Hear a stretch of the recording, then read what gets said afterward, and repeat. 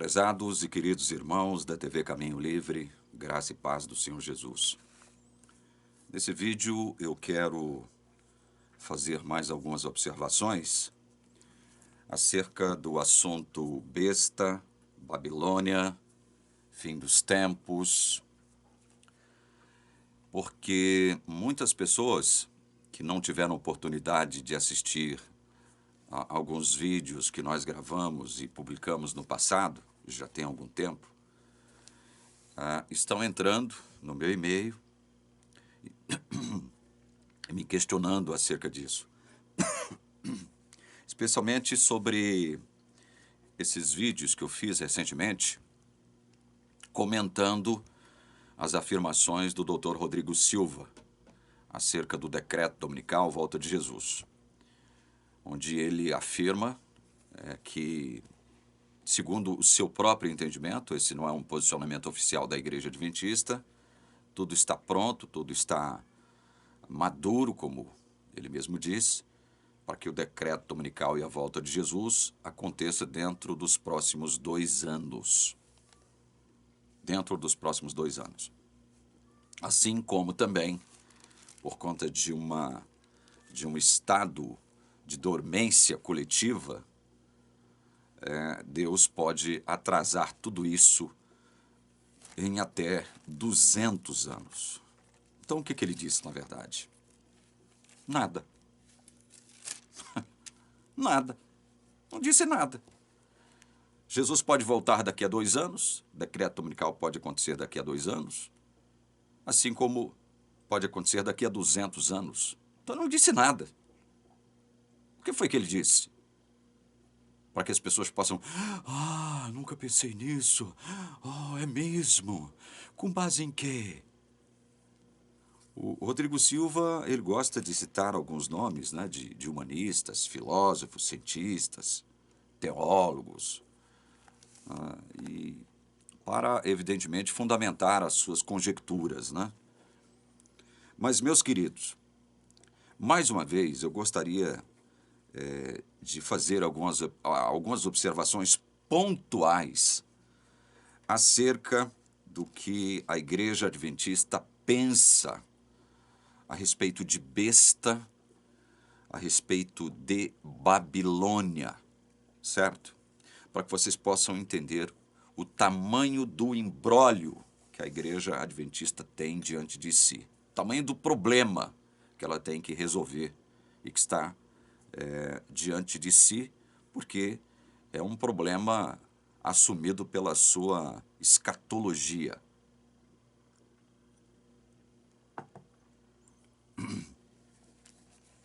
Por exemplo, vamos começar com a besta. Qual é o entendimento da Igreja Adventista sobre besta? A Igreja Adventista, ela afirma que a besta, ou o anticristo, né? Mas normalmente a Igreja Adventista não trabalha com essa expressão, o anticristo. Ela trabalha mais com a expressão besta. A Igreja Adventista afirma que a besta, ela surgirá do catolicismo, quando este propor uma união com a Igreja Protestante da América, dos Estados Unidos. Então, a besta surgirá do catolicismo, ou seja, a besta será um papa. Um papa. Isso fica muito claro quando você compreende os postulados da teologia adventista quanto a esse assunto. Então, preste atenção, eu estou sendo muito simples, tá? Eu estou trabalhando de forma muito simples e objetiva aqui para não cansar você, porque esse assunto é muito complexo, certo? E o que ela vai dizer acerca de Babilônia? Aí ela interpreta a Babilônia, especialmente com base em Apocalipse 17, verso 5. Na sua testa estava escrito um nome, um mistério, Babilônia, a grande, a mãe das prostitutas e das abominações da terra. A Igreja Adventista vai interpretar isso aqui, Babilônia, a grande, a mãe, como sendo a Igreja Católica. A Igreja Católica, para a teologia adventista, é uma prostituta mãe. E quem seriam as filhas prostitutas? Babilôniazinhas, prostitutinhas, para a teologia adventista. Veja que eu estou sendo irônico, mas é porque a interpretação adventista, ela bate nessa tecla, ela afirma isso. Babilônia mãe é a Igreja Católica. E Babilônia filhas, ou seja, as prostitutinhas, são todas as igrejas protestantes que guardam o domingo. Então, esse é um entendimento acerca de Babilônia postulado pela Igreja Adventista. Besta será um papa, né? Será uma personagem. Hoje eles trabalham a questão da besta como sendo um sistema, não é? Olha, isso aí é só um diversionismo, é uma tática, né? Para não chocar os espectadores, porque eles têm muitos espectadores dentro do catolicismo e eles focam muito de suas ações também em cima dos católicos, né? Para quê? Para aterrorizá-los, para chantageá-los, para ameaçá-los através de manipulação da palavra de Deus. E aí os católicos vão como cordeirinhos, né, para o redil adventista, achando que encontraram a verdade. Então, a besta será um papa, líder da Igreja Católica, e que será líder desta coalizão envolvendo Igreja Católica, Igreja Protestante da América e até o Espiritismo.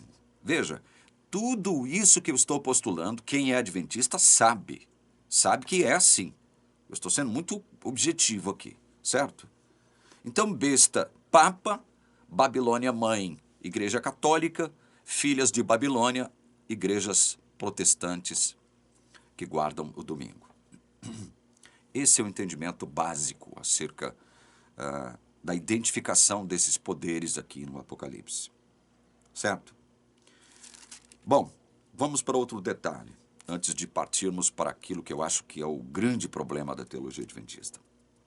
Aqui em Apocalipse 14, nós temos a narrativa que descreve as 3 mensagens que, segundo o texto apocalíptico, é um texto simbólico, serão proclamadas por anjos sobre a terra. Nós sabemos que anjo não tem a missão de proclamar a mensagem evangélica para a terra. Essa missão nos foi dada, né? A missão de proclamar o evangelho nos foi dada. Não é anjo que proclama o evangelho para o mundo, somos nós.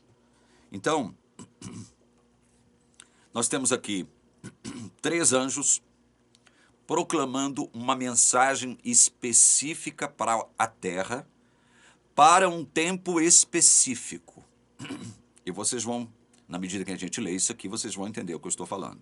Eu quero ler o texto de Apocalipse 14, a partir do versículo 6. Olha só, eu já tratei disso aqui, mas como tem gente nova chegando, é sempre bom a gente revisitar esses temas e, às vezes, procurar ressaltar, enfatizar um aspecto que não foi ressaltado num vídeo passado, tá? Então vamos lá, Apocalipse 14, verso 6. Vi outro anjo voando pelo meio do céu, tendo um evangelho eterno para pregar aos que habitam na terra e a cada nação, tribo, língua e povo, dizendo com voz forte: temam a Deus e deem glória a Ele, pois é chegada a hora em que Ele vai julgar. Olha, olha a mensagem. E adorem aquele que fez o céu, a terra, o mar e as fontes das águas. Essa é a primeira mensagem. Essa é a primeira mensagem. É a mensagem que conclama todos os povos da terra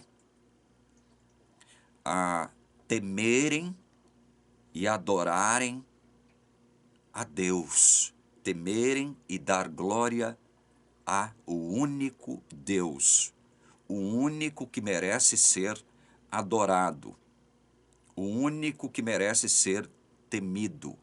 E veja que aqui no verso 6, o objeto que faz com que o anjo proclame para o mundo uma mensagem, recebe o título de Evangelho e o adjetivo de eterno. Evangelho, eterno. O que é Evangelho? Evangelho são as boas novas da redenção, da salvação. E essas boas novas são eternas. Por que são eternas? Porque foram elaboradas, digamos assim, por Deus na eternidade, quando nada ainda havia sido criado. É por isso que as boas novas do Evangelho são eternas, porque elas foram elaboradas por Deus, pensadas por Deus, propostas por Deus, ainda na eternidade. Dando a entender o seguinte, isso aqui tem uma série de significados. Mas um desses significados é o seguinte, olha, Deus não seria pego de surpresa por nada nem por ninguém, e Deus tinha um plano, Deus tinha um propósito, tinha um projeto para as suas criaturas, especialmente para um planeta que ele iria criar, chamado Terra. Deus tinha um plano, tinha um projeto, tinha um propósito. Ele tinha, não, ele tem um plano, né? Então, o Evangelho eterno pressupõe uma série de sentidos, uma série de significados, uma série de verdades que são eternas. Surgiram na mente de Deus, foram propostas por Deus, né? Não foi oriunda de nada que veio depois. As ideias concebidas por Deus, que se enquadram dentro do Evangelho, não foram reações de Deus a uma reação humana, a uma ação humana, a uma iniciativa humana. Tudo veio dele, tudo provém dele, porque surgiu na eternidade, surgiu na própria eternidade, quando nada ainda havia sido criado. E aí, nós lemos, eu quero ler 2 textos com vocês para corroborar essa questão da eternidade das coisas. Isaías 45:17. Isaías, abram comigo. 45:17. Abram comigo aí. Isaías 45:17. Diz assim o texto de Isaías: Israel, porém, será salvo pelo Senhor com salvação eterna. Vou repetir. Israel, porém, será salvo pelo Senhor com salvação eterna. Por que eterna? Porque essa salvação foi elaborada na eternidade. Foi na eternidade. E o interessante é que, eu saí da página aqui, em Isaías 46,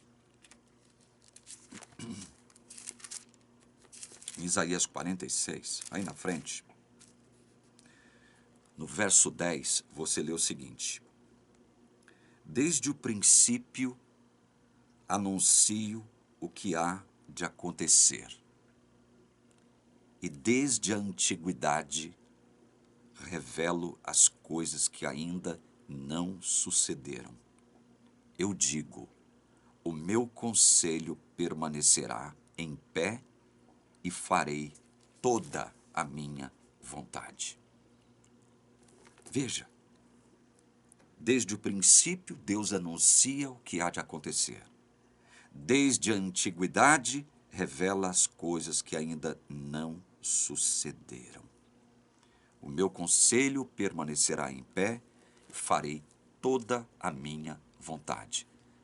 Deus estabeleceu na eternidade o propósito de resgatar o seu povo, que estaria imerso no meio de uma condenação eterna, proposta por ele também. Porque foi lá no Éden que Deus propôs para a humanidade, representada por Adão, o seguinte: olha, eu só tenho uma lei que eu quero que vocês observem. Só uma lei. Só uma. Eu não vou complicar as coisas para vocês. Só uma lei eu quero que vocês observem. Eu já estou aqui descansando com vocês. Já criei o 7º dia, estou descansando com vocês. Abençoei e santifiquei o 7º dia como o despontar de um novo tempo, de uma nova era.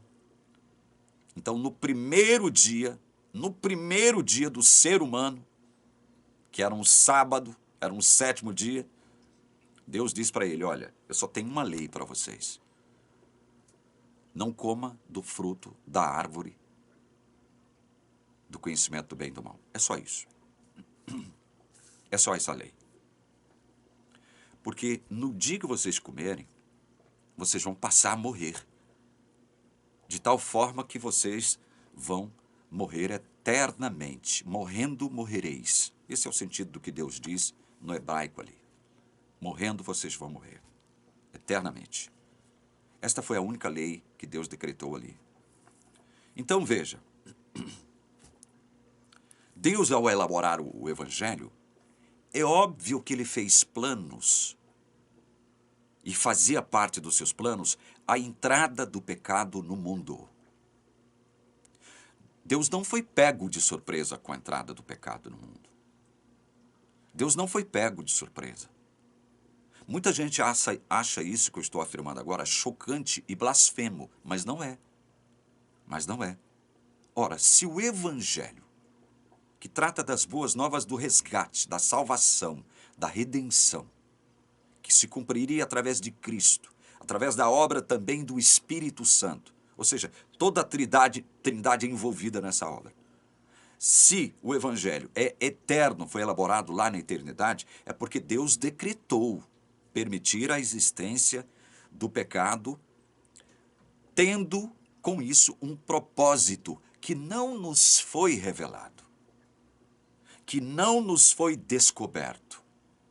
Mas quando Deus decreta permitir a existência de algo, é porque ele tem um propósito com isso. Não nos enganemos. Deus é Deus. Deus não é fraco, Deus não é frágil, Deus não é impotente e Deus não é passivo em relação a absolutamente nada. Tudo o que Deus faz, tudo o que Deus não faz é proposital, pertence a Ele. Pertence ao seu âmbito divino. E nós não temos como questioná-lo em relação a absolutamente nada. Então Deus elabora o Evangelho primeiro, porque decreta permitir a entrada do pecado no mundo. Deus forçou Adão e Eva a pecarem? Não. Deus os coagiu? Não. Pecaram, e eu vou falar no singular, porque Adão era o representante da raça. Adão pecou por livre e espontânea vontade. Nem foi por conta de livre arbítrio. Nós já explicamos isso. Foi por livre agência. Não foi coagido, nem por Deus e nem por diabo, nem pelo diabo. Não foi coagido. Pecou por livre e espontânea vontade. Mas ao pecar por livre e espontânea vontade, Adão estava misteriosamente cumprindo um propósito eterno de Deus. Não se choquem ao ouvir isso da minha boca. Não se choquem. Por que vocês não devem se chocar? Porque o Evangelho é eterno. O Evangelho é eterno. Deus não foi pego de surpresa. Ora, Evangelho é boas novas de quê? De salvação. Deus vai criar um mundo perfeito? Vai salvar o homem do quê? Se ele criou tudo de forma santa, pura e perfeita. Isso está lá, chancelado, quando ele cria o sétimo dia, descansa, abençoa e santifica o sétimo dia. Como o quê? Como o despontar de uma nova era, de um novo tempo, uma nova dimensão, pura, santa, abençoada por ele. Não pensem que Deus, ao descansar, abençoar e santificar o sétimo dia, estava somente abençoando e santificando o sétimo dia. Não pensem isso. Isso é pensar de forma reduzida, de forma medíocre. Deus estava abençoando tudo, absolutamente tudo o que ele havia criado, toda a plenitude do que ele havia criado. Ao criar o sétimo dia e descansar nesse dia. Ou seja, ao descansar nesse dia, Deus diz para o homem, olha, criei tudo isso para vocês e estarei desfrutando de tudo isso junto com vocês, porque aqui também será minha casa. Estou descansando na minha casa, junto com os meus filhos, que eu os criei de forma pura e santa. Então, salvar do quê? Evangelho eterno para salvar do quê mesmo? Ora, bolas. Deus já havia propositalmente decretado permitir a entrada do pecado. E eu já disse aqui, vou repetir de novo isso, eu morro por isso que eu estou falando aqui agora. Deus não precisa do mal. Deus não precisa. Aliás, Deus não precisa de nada para ser Deus. Ele não precisa do mal. Agora, nós, enquanto criaturas finitas, dependentes de Deus para cada pulsar do nosso coração, nós precisaríamos, e isso eu morro por isso aqui, estou falando para vocês agora. Não tem teólogo nenhum na face da terra que vai me tirar isso do meu coração. Nós precisaríamos experimentar o mal para que nós pudéssemos nos imunizar quanto a ele mesmo. Já citei aqui várias vezes o exemplo de um veneno da cobra que mata. De onde você tira o antídoto que vai fazer com que o veneno da cobra que pode te matar seja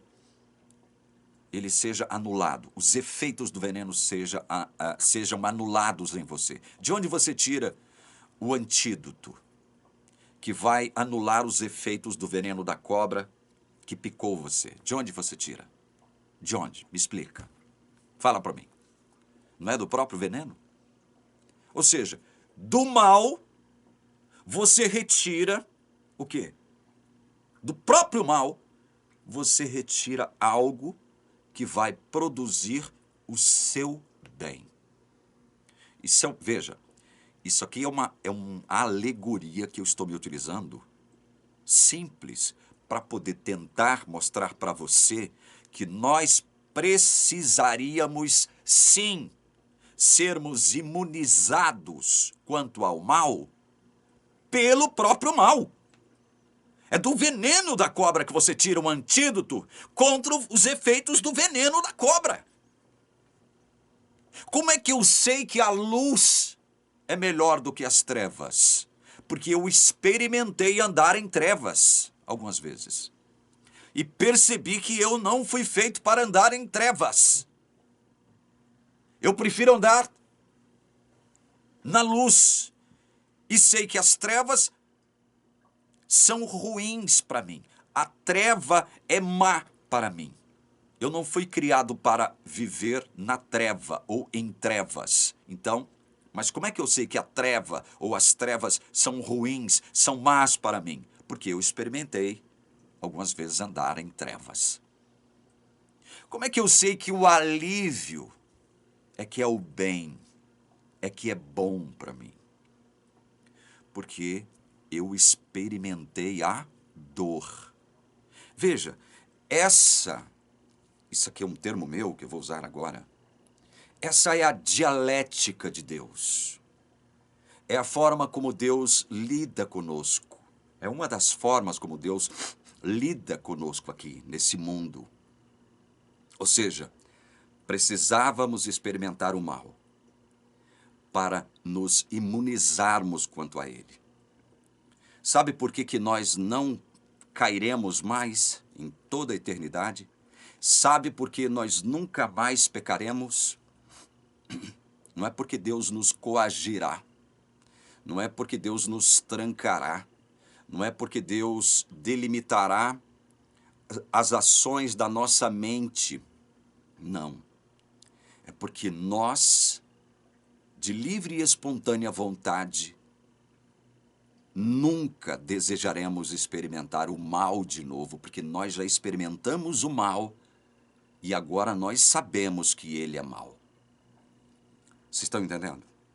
Então veja, o Evangelho eterno existe porque Deus, na eternidade, decretou permitir a existência do mal, do pecado, com um propósito santo. O homem pecou. Adão, representante da raça, pecou. Todo mundo que nascesse depois de Adão, então, nasceria dentro desta condenação, fazendo parte desta condenação. É como se fosse partícipe, é como se fosse cúmplice de Adão. Todo mundo que nasceu depois de Adão, inclusive eu e você, quando chegamos a esse mundo, chegamos na condição de condenados à morte eterna, à separação eterna de Deus. Essa seria a nossa condenação. Então veja, é por isso que Deus não estava e não estaria sob a obrigação de salvar um ser humano sequer. Um ser humano sequer. Quanto mais a quantidade de pessoas que ele vai salvar. O problema com a teologia adventista é ela pensar que Deus está na obrigação de salvar todo ser humano da face da terra. Deus tem que desejar, pelo menos, salvar todo ser humano da face da terra, porque, do contrário, ele não seria justo. Esse é o problema com a teologia adventista. É imaginar que Deus tem que, obrigatoriamente, desejar salvar toda criatura, porque, do contrário, ele não seria justo. Pois eu lhes digo que isso é uma invenção demoníaca que está incutida, enraizada no seio do cristianismo, institucionalizado no mundo inteiro, especialmente na mente dos arminianos. Deus não é obrigado a salvar uma alma sequer. Não estaria sob a obrigação de salvar uma alma sequer, porque ele deixou bem claro as condições que ele determinou. Aliás, as condições não, a condição, porque foi só uma que ele determinou. Diante da obediência desta condição, o homem viveria eternamente com Deus, nesse planeta aqui mesmo, e Deus habitando conosco, descansando conosco. O planeta viveria numa era sabática. Foi só uma condição. Deus determinou lá, deixou claro. Foi o homem que descumpriu. Então Deus não estava mais na obrigação de salvar uma alma sequer. Agora, em sua bondade grandiosa, imensurável, inefável, infinita, a Bíblia diz que as misericórdias de Deus são a causa de não sermos consumidos. E as misericórdias de Deus duram para sempre, e é verdade. É por conta dessa misericórdia eterna de Deus que ele decidiu ainda na eternidade salvar muitos. Por isso o Evangelho é eterno. Por isso que Israel será salvo com uma salvação eterna. Deus não foi pego de surpresa. Ele fez plano, sim, com a entrada do pecado, porque ele é Deus. Leiam comigo Hebreus 9, 11 e 12. Veja que nós estamos em Apocalipse 14, tá? Eu quero retornar lá. Hebreus, capítulo 9, versos 11 e 12. Presta atenção nisso. Quando, porém, Cristo veio como sumo sacerdote dos bens já realizados, mediante o maior e mais perfeito tabernáculo, olha, maior e mais perfeito tabernáculo, não feito por mãos humanas. Quero dizer, não desta criação, e não pelo sangue de bodes e de bezerros, mas pelo seu próprio sangue, ele entrou no santuário uma vez por todas. E obteve o quê? Depois que Jesus entrou no santuário, de uma vez por todas. O que ele já obteve? A palavra é clara. Ele já obteve. O que Jesus obteve quando ele entrou no santuário celestial, não em 1844, Igreja Adventista, mas quando ele ascendeu aos céus de modo definitivo, depois de passar 40 dias e 40 noites aqui. Depois de se revelar a mais de 500 pessoas, inclusive ao próprio Tiago, que era líder da igreja. Paulo relata sobre isso, 1 Coríntios capítulo 15. Mas o que Jesus obteve depois de entrar no santuário? Não em 1844, mas quando ele ascende definitivamente para o céu.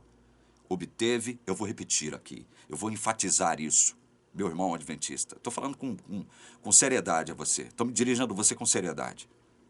Obteve uma eterna redenção. Eterna redenção. O evangelho é eterno, meu irmão. Deus não foi pego de surpresa com a entrada do pecado. Pelo contrário, ele decretou permitir a entrada do pecado porque ele tinha um propósito com isso. Tem um propósito com isso. Ele já obteve uma redenção que é eterna. Ela não se desfaz. É por isso que Jesus vai dizer aqui o que consta em João capítulo 5. Leia comigo. Esse vídeo vai ser demorado, mas olha, é de suma importância que você acompanhe esse vídeo. Se você quiser descansar agora, pause agora, marque onde você parou para você voltar depois. Não deixe de assistir esse vídeo até o final. É palavra de Deus que nós estamos mostrando para você aqui. É por isso que Jesus pode dizer o que João, o evangelista João, disse que ele disse. João 5, 24. Em verdade lhes digo, quem ouve a minha palavra e crê naquele que me enviou, tem a vida eterna. Olha, ouve a palavra. Ouve por quê? Porque o Espírito trabalhou nele para que ele ouvisse a palavra. Porque nem todos que ouvem as pregações ouvem a palavra. Eles captam os sons das palavras, mas não ouvem, não internalizam a palavra. Esse ouvir tem esse sentido aqui. Quem ouve a minha palavra e crê naquele que me enviou, tem a vida eterna. Tem a vida eterna. Não entra em juízo. Não entra em juízo. Que tipo de juízo é esse aqui? Não entra em juízo condenatório. Não existe mais condenação para ele. É como Paulo diz lá em Romanos 8:1. Agora, pois, já não há nenhuma condenação para os que estão em Cristo Jesus. Como é que eu estou em Cristo? Quando eu creio em Jesus. E através da minha crença em Jesus, eu creio que Deus o enviou para me salvar. Pela obra do Espírito Santo, eu creio. Então, quando eu creio, eu já estou de posse da vida eterna. Sou eu que estou falando isso? Ou é você que não crê naquilo que é bom demais, porque é verdade. Não porque seria bom demais para ser verdade. Não, é a verdade. João 5,24 diz: tenho a vida eterna. Quando? Quando eu creio em Jesus, quando eu creio que Deus o enviou para me salvar. Eu tenho a vida eterna. Não entro mais em juízo. Não há mais condenação para mim. Aí ele diz mais: mas passou da morte para a vida. Já passou da morte para a vida. Que morte é essa? É a segunda morte sobre a qual o Apocalipse fala em vários lugares. É a segunda morte. Não é essa morte natural que pode me acometer aqui agora, não. É a segunda morte. Já passou da morte para a vida. Já está numa outra dimensão. Para Deus. Já está com Deus, já está reservado. Foi justificado e glorificado. Pertence a Deus. Não entra em juízo mais.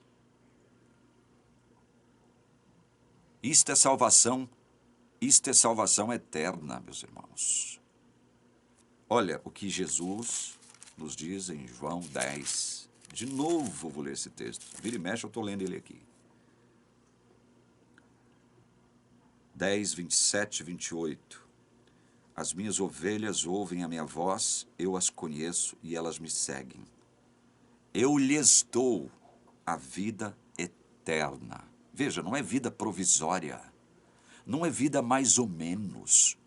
Não é vida que começa aqui, mas pode terminar ali por minha causa. Não, é vida eterna. Quem é que tem só a vida eterna? Deus! E Ele está nos dando a vida eterna. É de graça a vida eterna. É de graça. Está nos dando vida eterna. Nos concedeu, nos deu de modo definitivo. Ou você não crê nisso, meu irmão adventista? Eu lhes dou a vida eterna. E olha a promessa dele depois.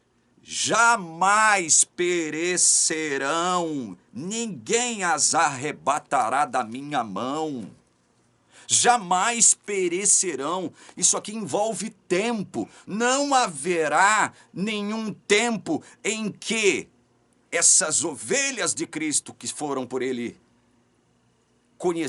conhecidas de antemão e que agora receberam de suas próprias mãos a vida eterna, não haverá nenhum tempo em que elas deixarão de experimentar o quê? A vida eterna, porque vida eterna é para sempre, é forever. Jamais perecerão, é promessa dele. Por que jamais perecerão? Porque absolutamente ninguém e nada, como diz Paulo em Romanos 8, terá o poder de nos separar do amor de Deus em Cristo Jesus. Ninguém nos arrebatará da mão de Deus mais. Acabou, meu irmão, acabou. Então, quando, em Apocalipse 14, João vê um anjo voando pelo meio do céu, tendo um evangelho eterno para pregar aos que habitam sobre a terra, e a cada nação, tribo, língua e povo, dizendo com voz forte: temam a Deus e deem glória a Ele. É por conta de tudo isso que eu falei aqui, ó. É a Deus que nós devemos temer e dar glória a Ele pelo que mesmo? Já que Ele não divide a sua glória com ninguém. Pelo que nós devemos dar glória a Deus? Aí eu peço para que você abra a sua Bíblia em Jonas, capítulo 2, verso 9, que diz assim, no final do texto: ao Senhor pertence a salvação. Evangelho eterno, salvação eterna. Temam a Deus e deem glória a Ele. Por que a gente tem que dar glória a Deus? Porque é a Ele que pertence a nossa salvação. Ele, olha o que ele diz em Isaías 48, 11. Não, no final do texto, não darei a mais ninguém a minha glória. Viu? Não darei a mais ninguém a minha glória. Então nós temos que temer a Deus e dar glória a Ele. porque a nossa salvação pertence a Ele e Ele não dividirá a sua glória com absolutamente ninguém.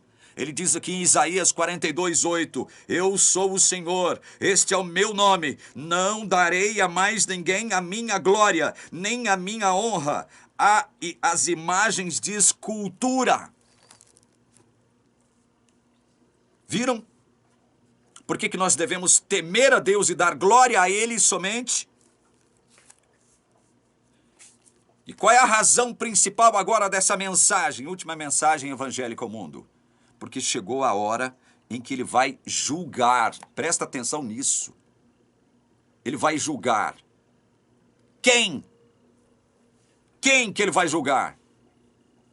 Obviamente, não serão os seus filhos, porque Ele já disse, Jesus já disse, que quando nós cremos nele, nós fomos agraciados com a vida eterna e não entraremos mais em juízo condenatório nenhum.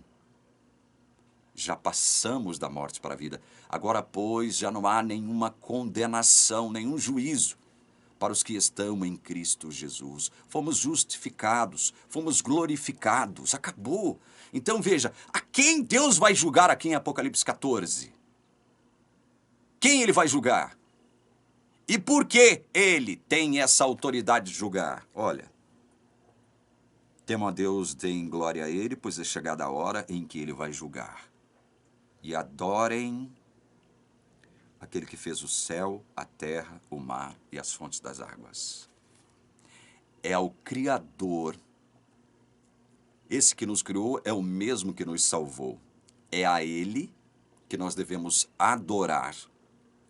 É a Ele que nós devemos temer e dar glória. Somente a Ele. E agora muito mais porque chegou a hora dele julgar. Mas julgar quem? Quem que Ele vai julgar? Leiam, antes de ler o restante do texto aqui de 14, abra Apocalipse 17, leia comigo, verso 1. Um dos 7 anjos que tinham as 7 taças veio e falou comigo dizendo, venha, vou lhe mostrar o quê? O que um dos 7 anjos das 7 taças, das 7 pragas, falou para João, mostrou para ele. O que esse anjo mostrou para João? Venha, vou lhe mostrar o julgamento da grande prostituta que está sentada sobre muitas águas. Chegou a hora de julgar. Julgar quem, cara pálida? A prostituta que está sentada sobre muitas águas. Quem é essa prostituta? Sobre a qual chegou a hora do seu juízo. Aqui no verso 5. Na sua testa estava escrito um nome, um mistério, Babilônia, a grande, a mãe das prostitutas e das abominações da terra. Chegou a hora do julgamento de Babilônia.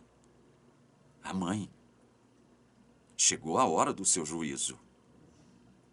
E é a esse juízo que Apocalipse 14:7 está se referindo. Temam a Deus e deem glória a Ele, pois é chegada a hora em que Ele vai julgar. Julgar quem?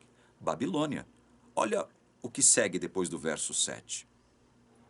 Seguiu-se outro anjo, o segundo, dizendo, olha aqui, olha isso aqui. Caiu a grande Babilônia, que fez com que todas as nações bebessem o vinho do furor da sua prostituição. Viram o resultado do julgamento de Deus? Viram o resultado do juízo de Deus sobre a grande prostituta, a Babilônia? O que aconteceu com ela? Por conta desse juízo de Deus sobre ela. O que aconteceu com ela? Caiu. Isso aqui não significa que, com o advento do povo, esse povo adventista do sétimo dia, que supostamente teria recebido verdades especiais para ela presente aqui, e agora eles, de posse dessas verdades, só eles têm o conhecimento daquilo que é verdadeiro, aquilo que não é. Só eles têm o conhecimento do Evangelho, só eles têm o conhecimento da justificação pela fé, e agora só eles detêm o poder de anular os erros católicos. Eu estou falando, observando-se os postulados deles. Porque para a igreja adventista, a Babilônia é a igreja católica.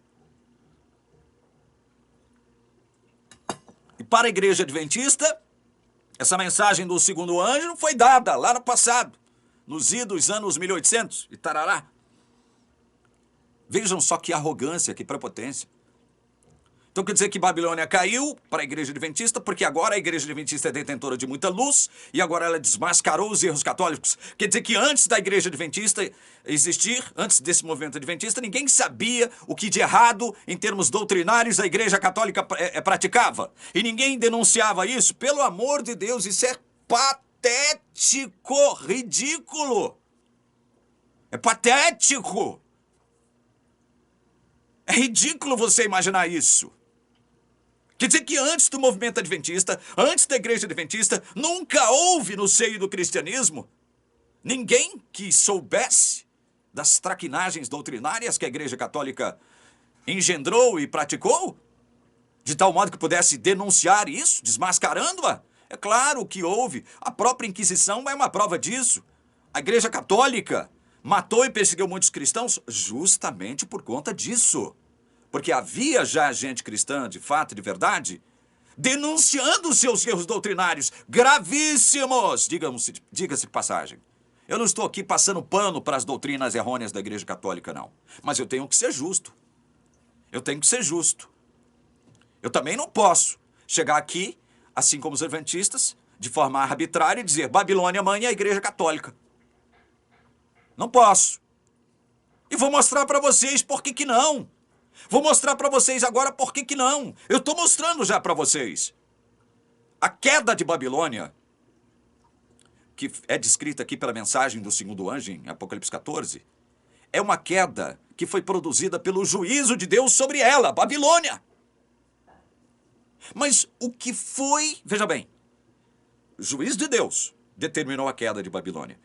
Mas através de quem Deus realizou esse juízo? É aqui. Esse é o ponto-chave para o qual eu peço encarecidamente. Se você está me assistindo agora, você é adventista do sétimo dia, meu irmão, minha irmã, eu te peço encarecidamente, sério mesmo, eu te peço. Se você não quiser assistir mais nenhum vídeo meu, que seja abençoado por isso. Mas escute o que eu vou te mostrar agora. Eu já estou te mostrando muita coisa para a qual eu tenho certeza que você nunca prestou atenção. Mas escute o que eu vou te mostrar agora.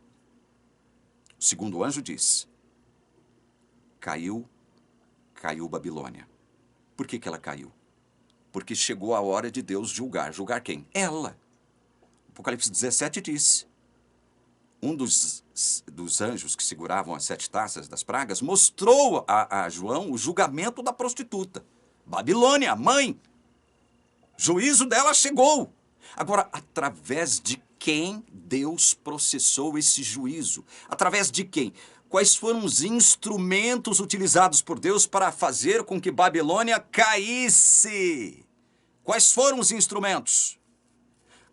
Quem serviu como instrumento de Deus para julgar Babilônia? Processar o juízo de Babilônia? Quem? Abram comigo Apocalipse 17.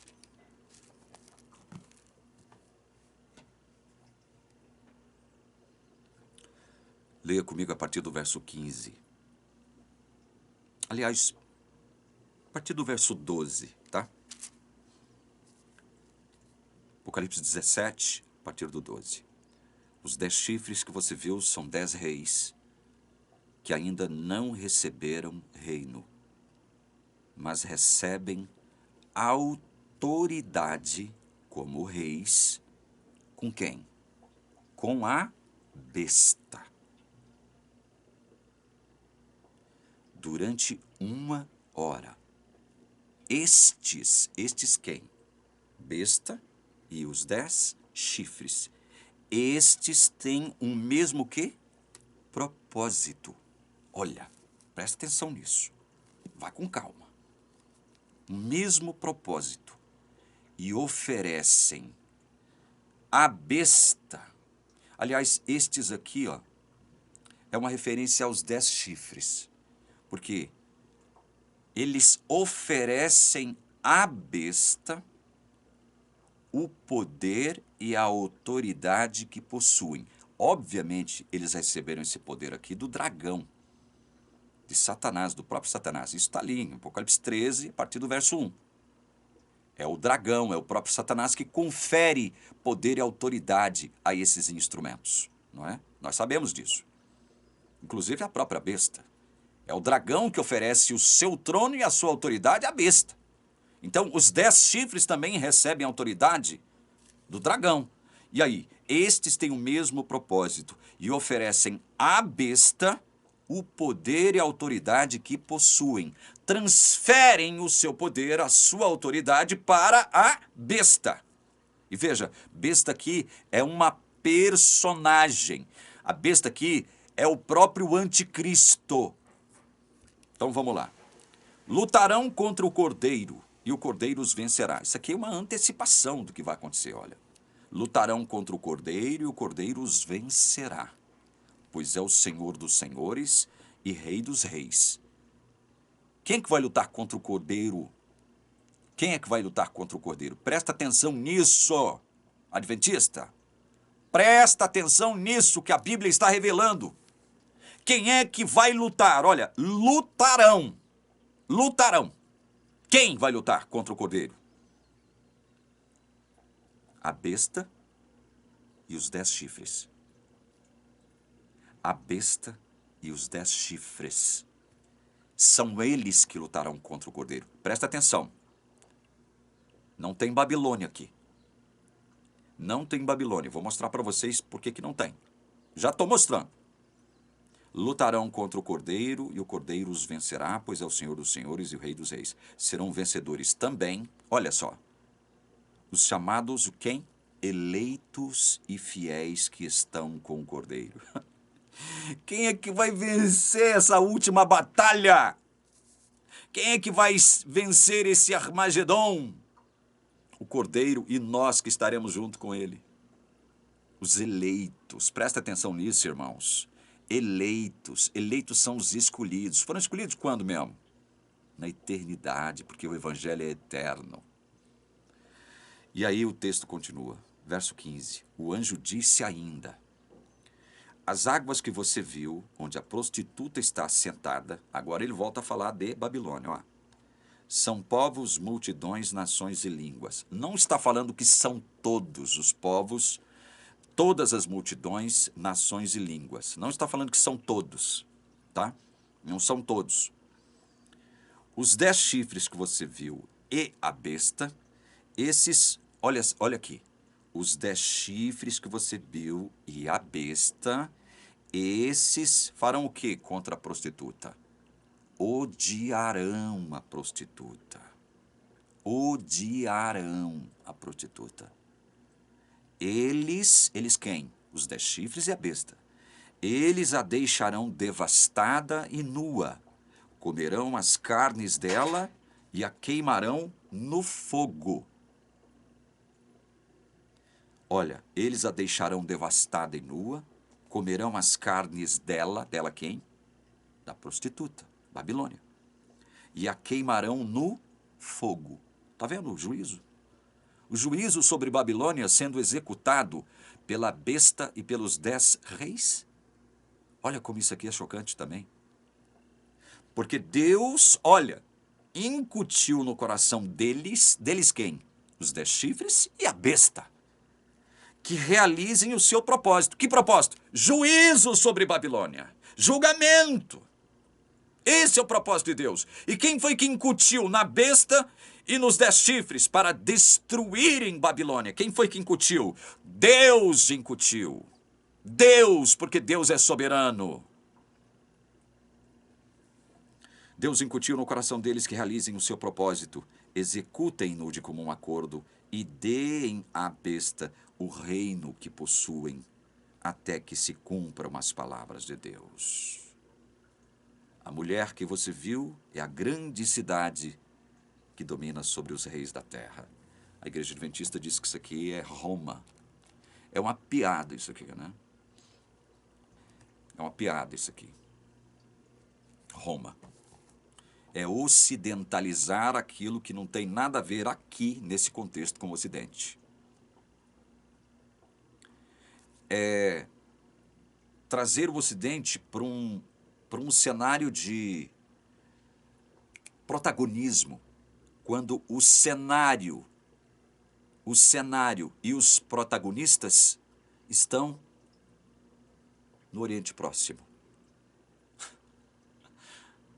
Não sei se vocês estão entendendo isso, mas a mulher que você viu é a grande cidade que domina sobre os reis da terra, não sobre todos, mas sobre alguns, né? Que é onde ela está assentada. Olha, povos, multidões, nações e línguas. Não são todos os povos, não são todas as multidões, não são todas as nações e são todas as línguas. São alguns. Essa grande cidade, essa mulher, ela está assentada sobre essa gente. E eu já disse para vocês e não tenho medo de repetir isso aqui. Essa cidade é Meca. É Meca. E Meca, ela domina sobre os reis da terra. Mas que reis? Todos os reis muçulmanos. E dentro do Islã, vocês sabem, existem duas correntes, uma se digladiando contra a outra. Isso teve início lá nos primórdios, a partir da morte de Maomé. Que duas correntes são essas? Dentro do Islã, que são inimigas mortais. Uma quer eliminar a outra da face da terra. Quais são essas duas correntes? Sunitas e xiitas. E nós estamos recebendo, através da palavra de Deus, uma revelação dando conta de que uma dessas correntes vencerá a outra. Uma dessas correntes destruirá a outra. E como já foi identificado aqui, que as 7 cabeças dessa besta, olha, as 7 cabeças são 7 montes nos quais a mulher está sentada. Que mulher? A prostituta. 7 montes. Muitos dizem que são os 7 montes dentro dos muros de Roma. Roma tem mais do que 7 montes cercando ela. Que outra cidade teria 7 montes cercando ela? Nós teríamos Jerusalém, mas Jerusalém não se enquadra aqui. Além de Roma e de Jerusalém, que outra cidade se enquadraria aqui? Meca. Meca tem 7 montes cercando ela. Eu tenho certeza que talvez você nunca tenha ouvido isso, né? Meca tem. E Meca, veja, está num território que pertence a um país, a Arábia Saudita. E a Arábia Saudita é islâmica, é muçulmana, que pertence a que corrente? Você sabe? A que corrente muçulmana ou islâmica pertence à Arábia Saudita? A corrente sunita. Sunita. Portanto, Meca está dentro de um território sunita. Meca é a cidade sagrada para os muçulmanos. Vocês sabem disso. É a cidade mais sagrada para os muçulmanos, cercada por 7 montes, e que domina sobre os reis da terra, os reis muçulmanos. Porque independentemente de serem xiitas ou sunitas, eles vão para lá. E vão dar ali 7 voltas em torno da Pedra Preta, que fica dentro de uma estrutura quadrilátera chamada Kaaba. Eu já falei sobre isso aqui. Essa Pedra Preta recebe a adoração dos muçulmanos. Eles dizem que Aquela pedra preta, ela é uma representação de Alá. E vou lhes dizer mais. Na Bíblia traduzida para o árabe, o número 666 é uma palavra que quer dizer rocha ou pedra. Maomé, para quem não sabe, chamou a pedra negra, aquela pedra preta, negra que está ali dentro da Caaba. Maomé chamou essa pedra de Yamen Allah, a mão direita de Deus. Então, meus queridos irmãos, qual é o problema aqui para a teologia adventista? Qual é o grande problema aqui? É simples. Para a teologia adventista, besta e Babilônia estão unidas. E assim permanecerão unidas, besta e Babilônia. Permanecerão unidas para quê mesmo? Para que juntamente com as igrejas protestantes da América e os espíritas formem uma espécie de coalizão, né, em torno do cristianismo e produzam um tal decreto dominical de âmbito mundial, que receberá apoio de todas as autoridades mundiais, impondo sobre a população de toda a Terra a obrigatoriedade de se guardar domingo, sob pena de perderem sua cidadania e até a própria vida.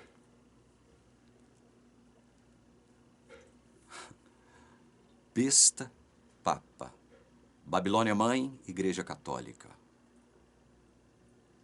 que junto com a Igreja Protestante da América e os espíritas formarão uma coalizão que obrigarão os cristãos a guardarem o domingo. É isso que preconiza a teologia adventista para o mundo agora, no fim.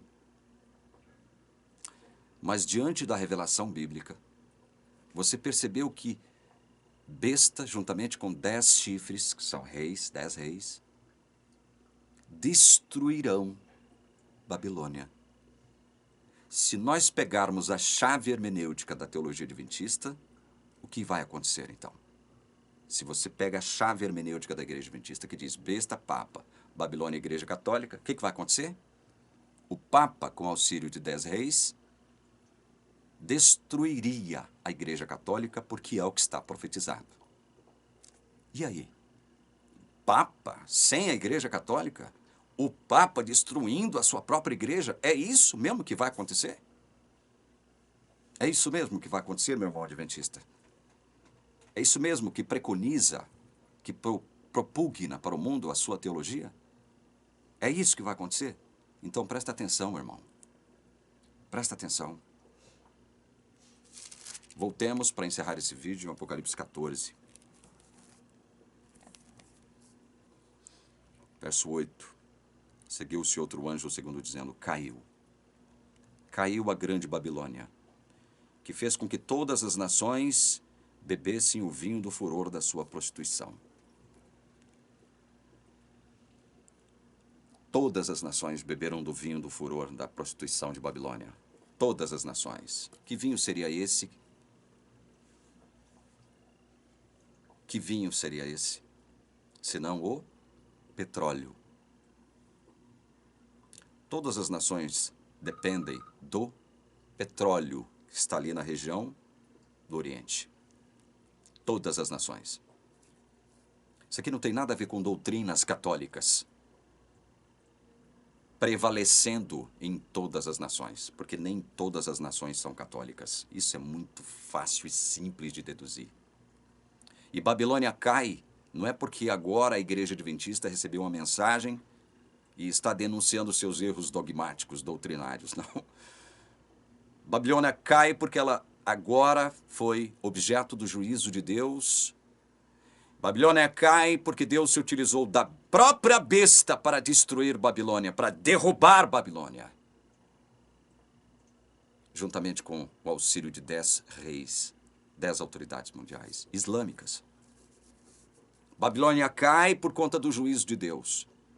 E agora a besta está sozinha num cenário mundial. E agora ela poderá exigir adoração sem interferência de Babilônia sunita.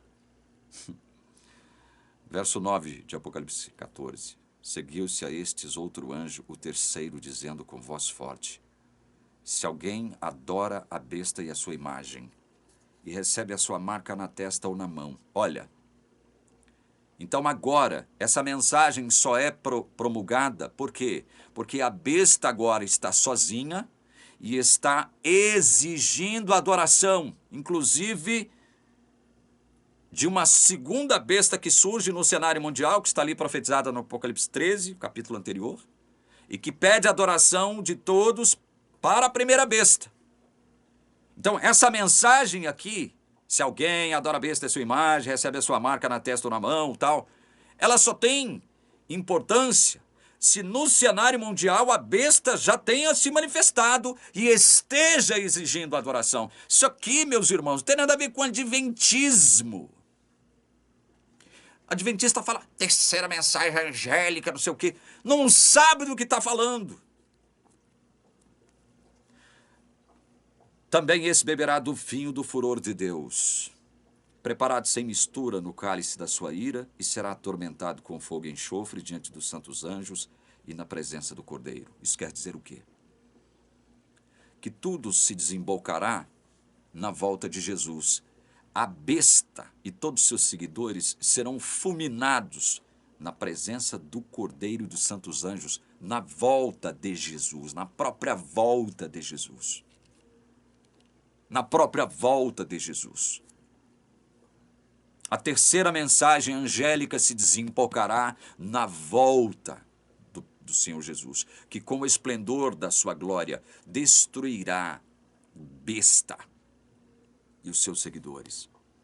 Verso 11, a fumaça do seu tormento sobe para todo sempre, e os adoradores da besta e da sua imagem, e quem quer que receba a marca do nome da besta, não tem descanso algum, nem de dia, nem de noite. Aqui está a perseverança dos santos, os que guardam os mandamentos de Deus e a fé em Jesus. Que mandamentos são esses aqui? Que esses que proclamam essa mensagem e que estarão do lado do Cordeiro. Que mandamentos são esses? Amor a Deus de todo o coração, alma e entendimento, e amor ao próximo como a si mesmos. Esses são os mandamentos de Deus. Esses são os mandamentos. Esses são os mandamentos. É por esses mandamentos que nós nos tornaremos conhecidos. E são esses mandamentos, amor a Deus e amor ao próximo, que vão impactar o mundo na última mensagem evangélica. Fé em Jesus. Guarda os mandamentos e a fé em Jesus. Quando eu tenho fé em Jesus, todas as exigências da lei de Deus se cumprem em mim. Todas. O Espírito Santo habita em mim. Não sou guiado mais por tábuas de pedra, contendo leis, nem livros de lei. Sou guiado pelo Espírito Santo. É o Espírito que guia minha vida. É o Espírito que em mim me faz cumprir os mandamentos de Deus. Amor a Ele de todo o coração, alma e entendimento, e amor ao próximo como a mim mesmo. Então ouvi uma voz do céu dizendo, escreva, bem-aventurados os mortos que desde agora morrem no Senhor.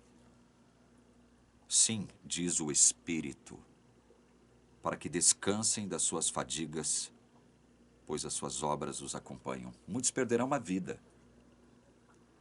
Muitos serão martirizados. Mas estão guardados. Guardados, reservados para a eternidade, por conta do que o Cordeiro fez na cruz por eles. Bom, meus queridos, eu espero que vocês tenham entendido onde eu quis chegar com esse vídeo longo. Se para a Igreja Adventista besta é Papa e Babilônia é a Igreja Católica, se eu continuar crendo na teologia adventista, então eu tenho que admitir que o Papa vai destruir a sua igreja. É isso mesmo que vai acontecer? A própria teologia adventista diz que Papa, junto com sua igreja, mais a igreja protestante, que guarda domingo, mais os espíritas, formarão uma colisão e promulgarão um decreto dominical, que imporá a morte sobre aqueles que não obedecerem esse decreto. É isso mesmo que vai acontecer? É isso mesmo que vai acontecer? Pare e pense. Ainda tem muitas coisas que nós precisamos conhecer nas profecias apocalípticas. Mas eu abri para você, mais uma vez, um aspecto importantíssimo das profecias. Caso você não tenha visto os meus vídeos anteriores, onde eu trato do mesmo assunto. Então eu rogo uma bênção de Deus sobre você que assistiu esse vídeo até agora. Em nome de Jesus. Amém.